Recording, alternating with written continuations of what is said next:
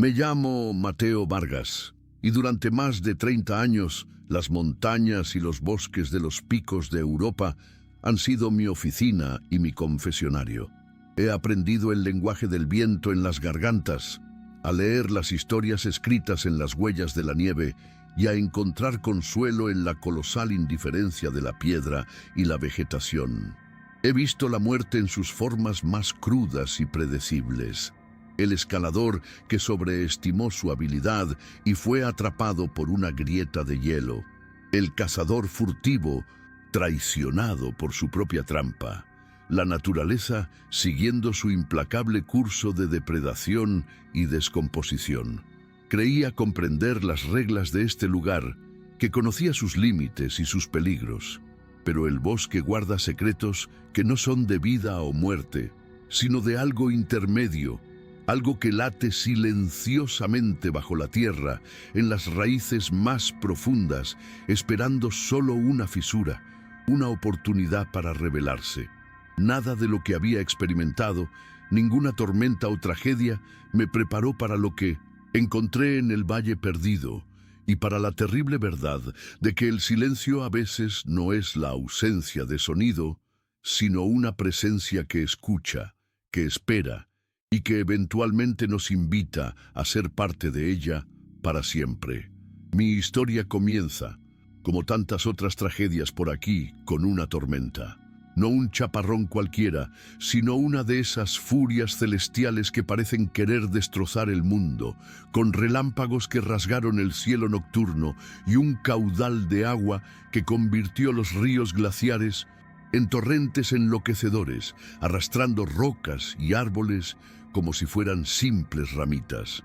Cuando la tormenta finalmente amainó, dejando tras de sí un cielo gris y agotador y un aire saturado de olor a tierra mojada y ozono, mi tarea como guardabosques veterano fue clara: inspeccionar las zonas más remotas y vulnerables, evaluar los daños y asegurar que los senderos y las rutas de acceso no quedaran irreparablemente dañados. Mi destino era el Valle Perdido, una zona del Parque Nacional que llevaba décadas cerrada al público, oficialmente debido a riesgos de inestabilidad geológica. Una excusa conveniente para mantener a la gente alejada de un lugar que siempre ha tenido una reputación oscura entre los lugareños. En el corazón de este valle, ocultas por la niebla casi perpetua y la densa y antigua vegetación, se encontraban las ruinas de un sanatorio para tuberculosos de principios del siglo XX, un monumento de piedra y silencio que, según la leyenda, aún conservaba los ecos del dolor y el aislamiento de sus antiguos ocupantes. Nunca les había dado mucho crédito, pero esa mañana, al adentrarme en el sendero que conducía al valle, sentí una carga en el aire, una quietud que parecía más profunda y expectante que el silencio habitual después de una tormenta. El paseo por el Valle Perdido siempre era una experiencia de inmersión total en un mundo que parecía pertenecer a otra época. Los hayas y robles centenarios formaban un dosel tan denso que la luz del día apenas penetraba, creando una penumbra constante, incluso al mediodía. El suelo era una suave y traicionera alfombra de musgo espeso que lo cubría todo: rocas, troncos caídos, los cimientos mismos del mundo, con un silencioso manto verde. El sonido de mis pasos era amortiguado, casi absorbido por la quietud. Ese día en particular, el paisaje era aún más desolador. La tormenta había dejado su rastro de destrucción por todas partes. Enormes árboles arrancados de raíz, claros abiertos donde antes había un denso bosque y laderas marcadas por recientes deslizamientos de tierra. Fue uno de estos deslizamientos el que me llamó la atención. Gran parte de la ladera que bordeaba el sendero principal se había derrumbado, arrastrando toneladas de tierra, vegetación y rocas, revelando una cara de la montaña que probablemente no había visto la luz del día en miles de años. Y fue allí, entre la tierra removida y las rocas rotas, donde lo vi. Al principio pensé que era un animal grande, quizá un ciervo o un jabalí atrapado en el derrumbe, pero al acercarme, con el corazón latiendo erráticamente, me di cuenta de que era un cuerpo humano. Yacía en una posición extraña, parcialmente enterrado en el barro y los escombros, vestido con equipo de escalada moderno y de buena calidad. Supuse que era un senderista, uno de los muchos que se aventuran en los senderos no oficiales del parque y terminan perdidos o heridos. Era una escena trágica, pero por desgracia no es infrecuente en mi profesión. Empecé el protocolo habitual, revisar sus constantes vitales, aunque sabía que las probabilidades eran escasas, y buscar alguna identificación para poder informar a la base. Fue al arrodillarme junto a él para tomarle el pulso en el cuello que noté la primera anomalía. Su piel, aunque pálida y fría al tacto, no tenía el rigor mortis que esperaba encontrar tras horas de exposición al frío. En cambio, tenía una extraña flexibilidad, una textura casi cerosa, como la de una figura de museo. Y para mi creciente asombro, al levantarle el cuello de la chaqueta, vi un movimiento sutil, casi imperceptible, bajo su piel. Una ligera ondulación, como si algo se moviera lentamente bajo la superficie. Retrocedí instintivamente, con el corazón latiéndome con fuerza. Esto no era normal, y entonces, al inclinarme de nuevo, conteniendo la respiración, pude ver. El pecho del hombre subía y bajaba, tan despacio, tan superficialmente, que era casi imposible de detectar. Una respiración por minuto, quizás. No estaba muerto, pero tampoco estaba vivo tal como entendemos la vida. Estaba atrapado en un estado catatónico, una suspensión de la animación que desafiaba cualquier explicación médica que se me ocurriera. Mientras intentaba procesar la conmoción de este descubrimiento, una nueva oleada de extrañeza me invadió. Observé el rostro del hombre. Era sereno, casi beatífico, sin rastro de la agonía que uno esperaría de alguien que hubiera sufrido un accidente mortal en la montaña, y su piel, además de su textura, cerosa, tenía un brillo sutil, una pálida luminiscencia que parecía emanar de su interior, visible incluso en la tenue luz de la mañana. Fue entonces cuando noté la marca en su muñeca, parcialmente cubierta por la manga de su chaqueta. Retiré la tela con cuidado, y lo que vi me dejó aún más perplejo. Había allí un intrincado símbolo, similar a una red de neuronas o al micelio de un hongo, que parecía haber sido grabado en la piel, no como un tatuaje, sino como si la pigmentación de la propia epidermis se hubiera alterado para formar el patrón. Y lo más extraño de todo, el símbolo parecía latir con la misma tenue luz interna que había notado en su rostro. Sabiendo que tenía que actuar, pero sin idea de cómo proceder, busqué mi radio para contactar con la base. La comunicación en esa zona era notoriamente difícil, pero para mi sorpresa, logré establecer contacto. Reporté el hallazgo de un excursionista herido, pero vivo y en estado de profunda inconsciencia, y le di sus coordenadas aproximadas. La respuesta del otro lado fue inesperadamente rápida y eficiente, casi demasiado eficiente. Entendido, Mateo, no muevas a la víctima. Un equipo médico especializado ya está en camino. Tienen acceso prioritario a la zona. Prepárate. La mención de un equipo médico especializado ya en espera para un suceso tan remoto e inesperado, sonaba extraña, pero la urgencia de la situación me impidió cuestionarla en ese momento. Simplemente me senté en una roca cercana, manteniendo una distancia prudencial del cuerpo palpitante, y esperé, sintiendo el silencio del valle perdido densificarse a mi alrededor. El equipo médico llegó en menos de una hora, un tiempo de respuesta casi imposible dada la ubicación remota y el terreno accidentado. No eran los paramédicos habituales del Servicio Regional de Emergencias. Eran 3 personas, vestidas con uniformes grises sin distintivos, que se movían con una calma y precisión que rozaban lo antinatural.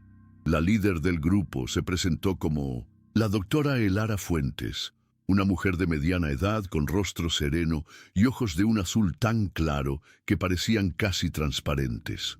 Se dirigió a mí con fría cortesía, agradeciéndome mi llamada, pero dejando claro sin decir palabra que mi presencia ya no era necesaria.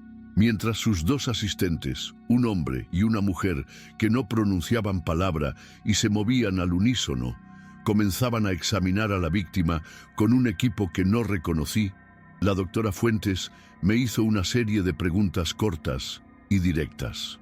¿Se movió? ¿Hizo algún ruido? ¿Lo tocó? Respondí con sinceridad, describiendo la respiración superficial y la extraña luminiscencia de la piel.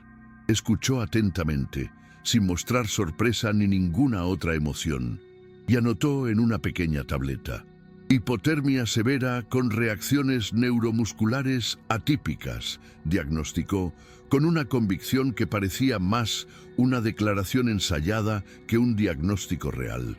Desafortunadamente, no se puede hacer nada más. Nos encargaremos del cuerpo de ahora en adelante. La rapidez con la que lo declaró muerto, sin realizar procedimientos de reanimación más complejos, me perturbó profundamente.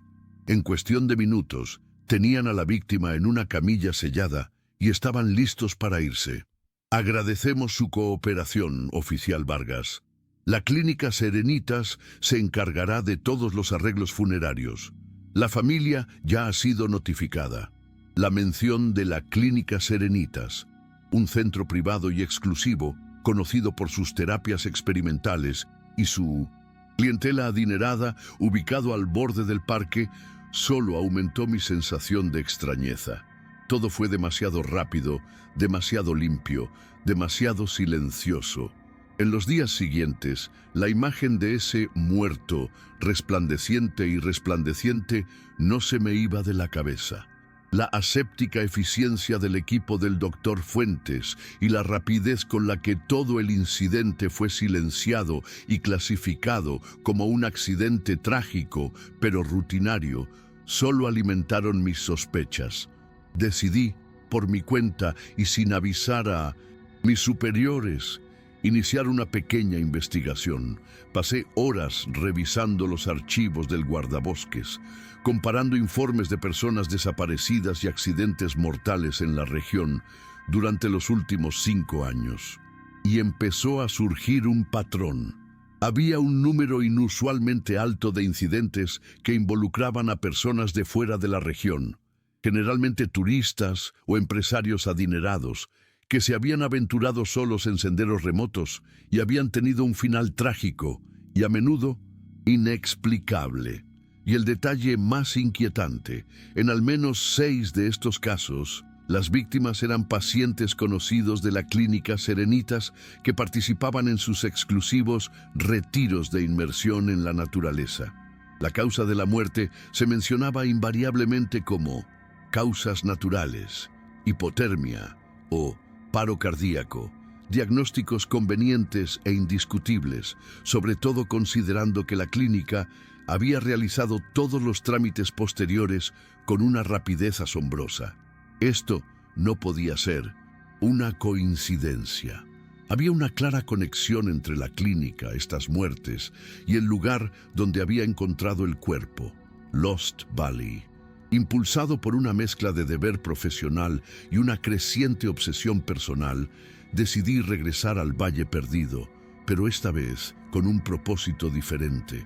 No buscaba víctimas, sino respuestas.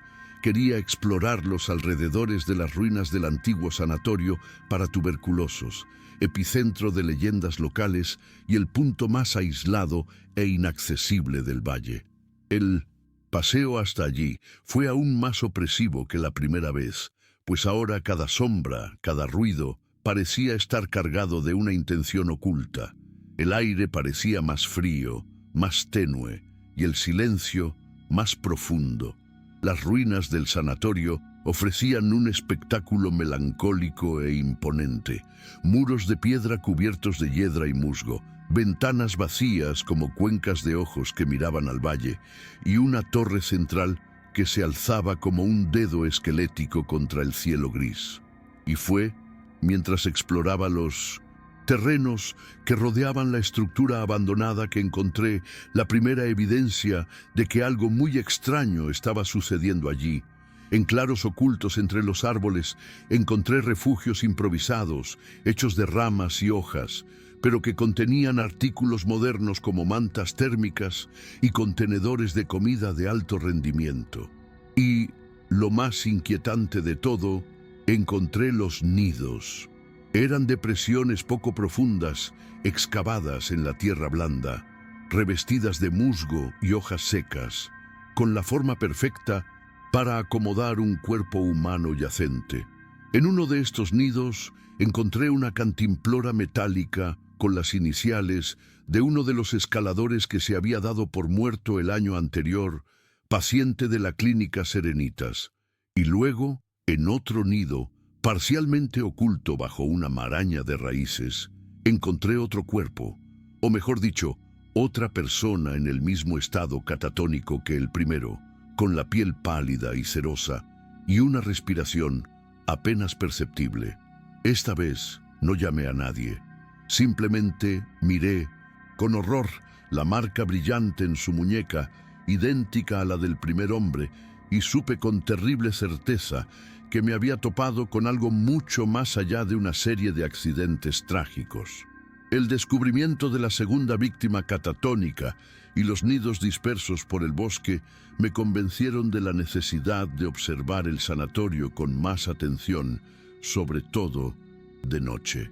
Encontré un punto estratégico en un pequeño afloramiento rocoso a unos cientos de metros de las ruinas, que me ofrecía una vista parcial del patio interior del edificio abandonado. Pasé 2 noches observando, temblando de frío y miedo, armado únicamente con mis binoculares y con una creciente sensación de temor. La primera noche no vi más que el movimiento de las sombras y la danza de la niebla entre los muros de piedra. Pero la segunda noche, el silencio del bosque se rompió. Alrededor de las 2 de la mañana, comencé a oír un sonido bajo y rítmico, casi una vibración, que parecía emanar de las propias ruinas. Era un zumbido bajo, un canto monótono sin melodía ni letra, pero que parecía resonar directamente en mi pecho, provocándome náuseas y desorientación. Apunté los binoculares al patio y a la tenue luz de la luna que ocasionalmente se filtraba entre las nubes, vi movimiento.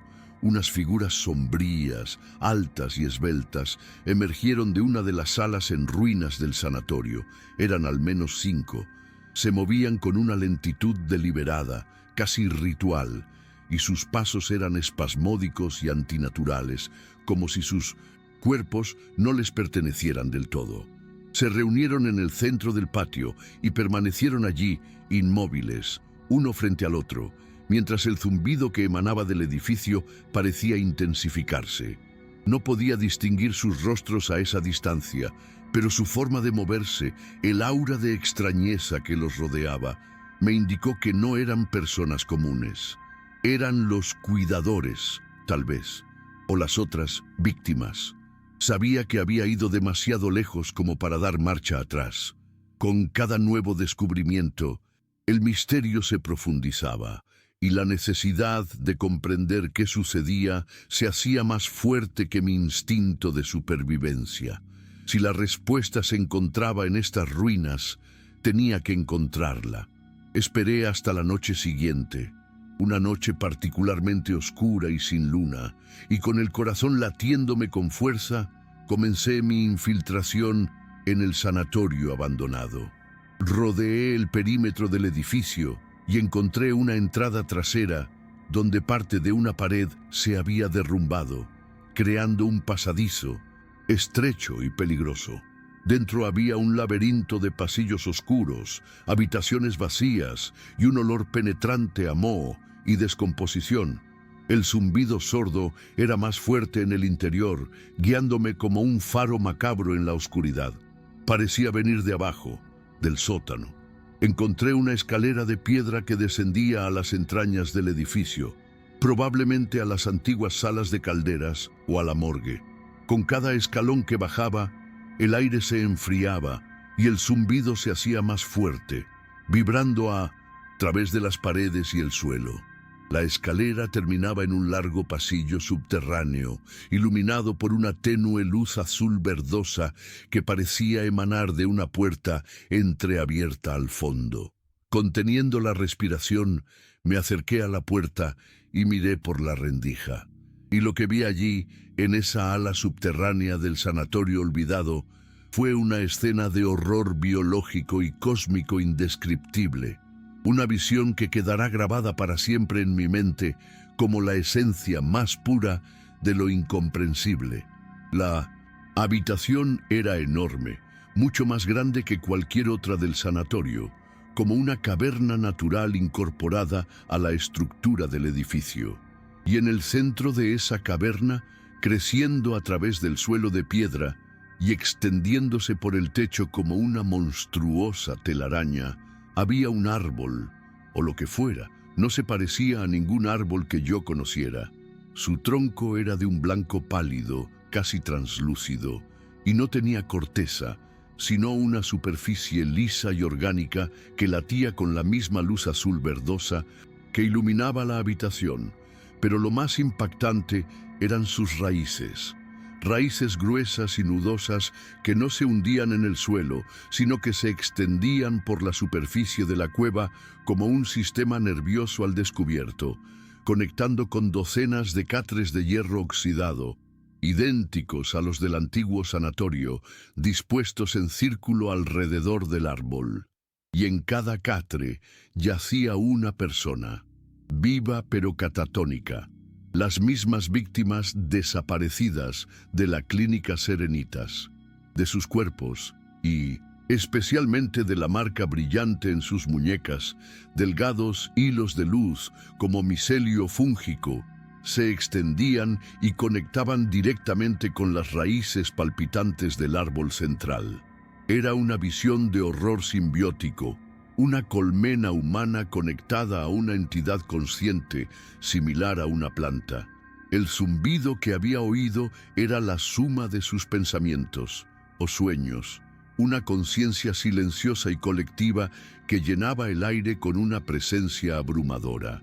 Es magnífico, ¿no le parece, agente Vargas? La voz tranquila y fría de la doctora Elara Fuentes rompió el silencio, haciéndome retroceder de un salto. Estaba de pie en la oscuridad, cerca de la entrada, observándome con sus ojos azul claro que parecían brillar con la misma luz que el árbol. A su lado, sus dos asistentes silenciosos, impasibles como estatuas. Sabía que su curiosidad la traería aquí. Continuó, caminando lentamente hacia mí, sin rastro de alarma ni hostilidad.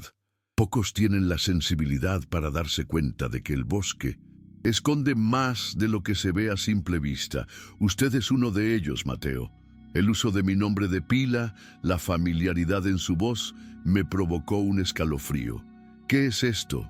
¿Qué les están haciendo a estas personas?, logré preguntar con la voz ronca por el miedo. Sonrió, una sonrisa serena, casi maternal. No les estoy haciendo nada que ellos mismos no hayan elegido.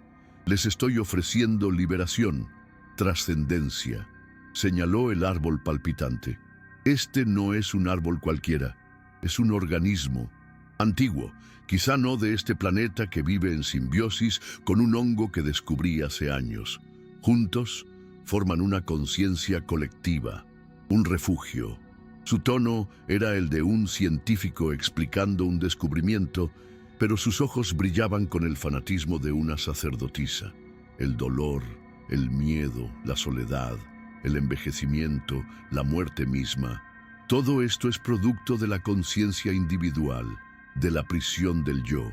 Al conectarse a esta red, mis pacientes salen de esa prisión. Sus mentes se unen en una unidad silenciosa, pacífica y eterna. No mueren, simplemente se convierten en parte de algo más grande. se convierten en el bosque silencioso mismo.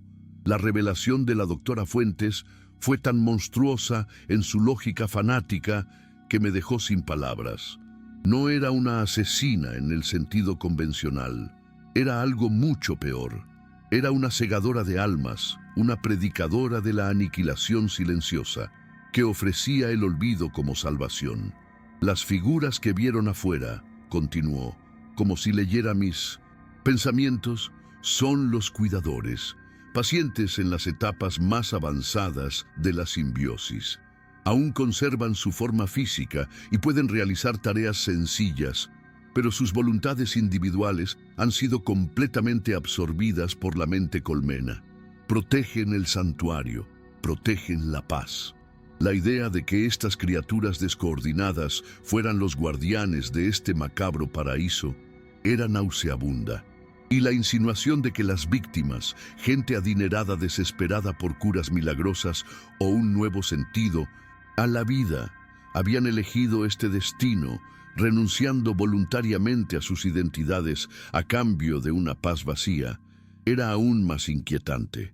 El zumbido a nuestro alrededor parecía intensificarse y sentí como si voces, miles de voces silenciosas, susurraran en mi mente, no con palabras, sino con emociones. Una calma profunda, una ausencia de dolor, una serenidad a la vez tentadora y terriblemente vacía. Era la canción de cuna de la colmena, la llamada del bosque silencioso. Sé lo que sientes. Mateo, dijo la doctora Fuentes con la voz ahora suave y llena de compasión mesurada. Conozco la soledad que te ha acompañado durante tantos años, el dolor que llevas como una sombra. La colmena lo sabe, lo siente y te invita a unirte a nosotros. Dio un paso al frente, extendiendo una mano pálida hacia mí. Imagínalo, Mateo, un lugar sin recuerdos dolorosos, sin remordimientos, sin la carga del mañana. Solo paz, solo silencio, solo la certeza de que formas parte de algo eterno y hermoso. Ya no tienes que luchar, simplemente puedes descansar. En ese momento, el terror dio paso a algo mucho más peligroso, la tentación. Su oferta, por monstruosa que fuera, tocó un punto profundo y cansado en mi alma.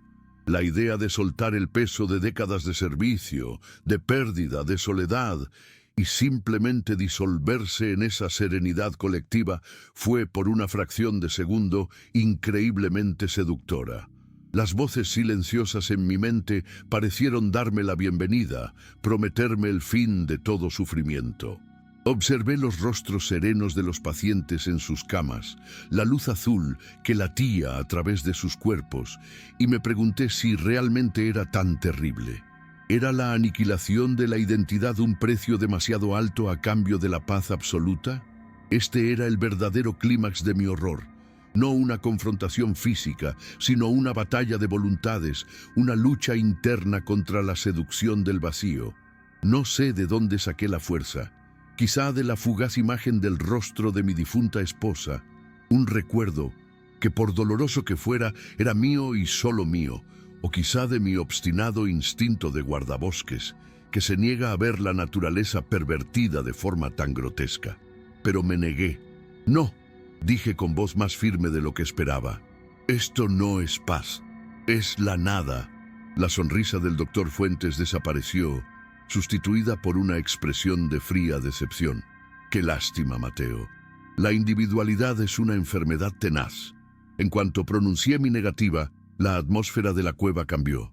El suave zumbido se convirtió en un sonido agudo y disonante, y la luz azul del árbol empezó a parpadear erráticamente, adquiriendo un tono rojizo y amenazante.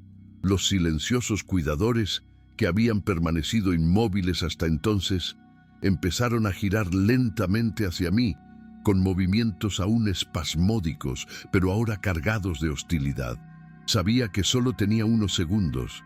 Mi mirada recorrió la cueva, buscando una salida, un arma, cualquier cosa, y entonces lo vi. Junto a la base del árbol estaba el viejo, Panel de control del generador de emergencia del sanatorio cubierto de óxido y hongos, pero con gruesos cables de alimentación aún conectados. En un acto de pura desesperación, corrí hacia el panel, ignorando a los cuidadores que se acercaban lentamente. De una patada violenta, rompí la caja metálica oxidada, dejando al descubierto los viejos cables y disyuntores. Arranqué uno de los cables principales de la pared y con todas mis fuerzas lo arrojé contra el tronco húmedo y palpitante del árbol central. La reacción fue instantánea y cataclísmica. En el instante en que el cable con corriente tocó la superficie del árbol, un estallido cegador de luz blanca llenó la caverna, acompañado de un grito ensordecedor, no de una sola garganta, sino de miles de voces al unísono, el sonido de la conciencia colectiva electrocutándose. El árbol se retorció violentamente, sus raíces azotando el suelo, arrancando los filamentos de luz de los cuerpos en las camillas. La luz azul verdosa se transformó en un rojo agonizante y luego se desvaneció, sumiendo la caverna en una oscuridad casi total, rota solo por las chispas que salían del panel eléctrico destrozado. Y en la oscuridad se desató el caos. Los pacientes en las camillas comenzaron a despertar, no pacíficamente, sino con gritos de terror y confusión. Sus mentes fragmentadas fueron arrancadas abruptamente de la serenidad de la colmena y devueltas a la prisión de sus cuerpos y conciencias individuales. Los cuidadores, en tanto, cayeron al suelo, retorciéndose como si sufrieran un ataque epiléptico, interrumpida de repente la conexión que los animaba. Y la doctora Fuentes, la vi por un último instante, a la luz de las chispas. No intentó huir.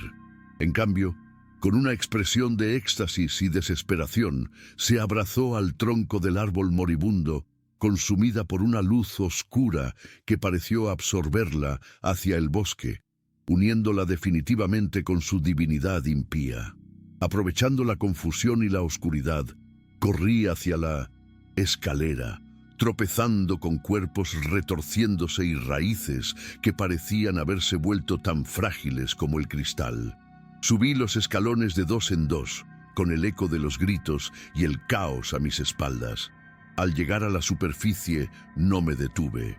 Corrí entre las ruinas del sanatorio, a través del oscuro bosque, impulsado por la adrenalina y el miedo primario de que la entidad arbórea, incluso herida, pudiera recomponerse y alcanzarme. No me detuve hasta que estuve a kilómetros de distancia, al borde del Valle Perdido, donde el aire parecía más limpio y el silencio más natural. Caí de rodillas, jadeando, con el cuerpo destrozado, la mente hecha pedazos. Había escapado, pero sabía que una parte de mí había quedado atrás, en esa caverna subterránea, en esa biblioteca de almas, y sabía, con una terrible certeza, que no había salido ileso de aquella experiencia. En mi desesperada prisa por recuperarme de las paredes húmedas de la cueva, toqué algunas hebras de micelio que se extendían por el suelo, y ahora, a la tenue luz de la luna, vi que mi mano derecha, la que había tocado las hebras, brillaba con la misma fosforescencia azul verdosa que el árbol. Había estado expuesto, había sido infectado. Lo que siguió fue una maraña de investigaciones oficiales, informes confidenciales y un esfuerzo masivo por ocultar la verdad. El incidente se clasificó oficialmente como un incendio accidental en las ruinas del sanatorio, provocado por un grupo de exploradores urbanos ilegales, que formaron una especie de secta y, trágicamente, fallecieron en el acto. Los pacientes supervivientes, hallados en estado de shock y con amnesia severa, fueron devueltos discretamente a sus familias adineradas con la explicación de que habían sido víctimas de secuestro y drogadicción. La clínica Serenitas fue cerrada y la doctora Elara Fuentes fue incluida en la lista de víctimas del incendio. Su cuerpo nunca fue encontrado. Di mi testimonio, una versión editada y depurada de la verdad, hablando únicamente de un extraño grupo que había avistado y del incendio que le siguió. Nadie sabría jamás del corazón palpitante del bosque, la colmena de almas, la oferta de una trascendencia silenciosa. El Valle Perdido fue sellado permanentemente, con el acceso prohibido bajo las más severas penas, pero sé que lo que allí habitaba no fue destruido, solo inactivo, y la prueba de ello vive en mí. La marca en mi mano se ha desvanecido con el tiempo, pero el sentimiento, la conexión, permanece. Hoy, años después, continúo mi trabajo como guarda forestal, pero el bosque ya no es el mismo para mí. Recorro sus senderos y siento la compleja red de vida bajo mis pies como nunca antes. Siento la comunicación silenciosa entre los árboles, el pulso lento y paciente del micelio que todo lo conecta. Y en los momentos más tranquilos, cuando estoy solo en la extensión verde, oigo el zumbido, un zumbido bajo, casi imperceptible, que no proviene del exterior, sino del interior de mi propia mente. Es un eco del canto de la colmena, un recordatorio constante de que he sido tocado por el bosque silencioso, de que una espora de su conciencia puede haber arraigado en mí. Temo lo que esto pueda significar para mi futuro. Temo que un día el zumbido se haga más fuerte, que la paz que promete se vuelva irresistible. Temo que un día simplemente regrese al Valle Perdido y busque un nuevo árbol, un nuevo comienzo, un nuevo silencio. La muerte, aprendí a las malas, no es el único final al que temer. También está la pérdida de la individualidad, la aniquilación del alma en la promesa de una paz vacía. Así que, si alguna vez te encuentras caminando por un bosque antiguo y silencioso y sientes una paz demasiado profunda, un silencio demasiado absoluto, desconfía. Si la belleza del lugar parece llamarte, ofrecerte un refugio del mundo y sus dolores, retírate, porque la naturaleza alberga formas de trascendencia que nuestras mentes no pueden comprender, y algunas de ellas exigen un precio que ninguna alma debería pagar. La invitación a formar parte de algo más grande puede ser tentadora, pero recuerda que al fusionarte con el bosque, puedes dejar de ser tú mismo para siempre. Gracias por escuchar la confesión de este veterano, un hombre que escuchó el silencio y teme cada día comenzar a comprenderlo.